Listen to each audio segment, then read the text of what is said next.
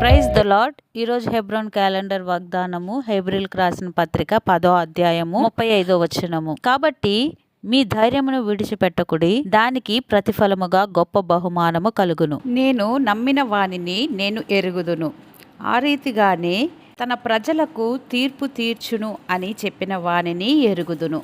జీవము గల దేవుని చేతిలో పడుట భయంకరము, పగ తీర్చుకునుట నా పని, నేనే ప్రతిఫలమిత్తునని ప్రభువు చెప్తూ వస్తున్నాడు. అయితే మీరు వెలిగింపబడిన మీదట శ్రమలతో కూడా గొప్ప పోరాటము సహించి పూర్వ దినములను జ్ఞాపకము చేసుకొనుడి. ఒక విధముగా చూచితే మీరు నిందలను బాధలను అనుభవించుట చేత 10 మందిలో ఆర్పబడితిరి. మరి ఒక విధముగా చూచితే వాటిని అనుభవించిన వానితో పాలివారైతిరి.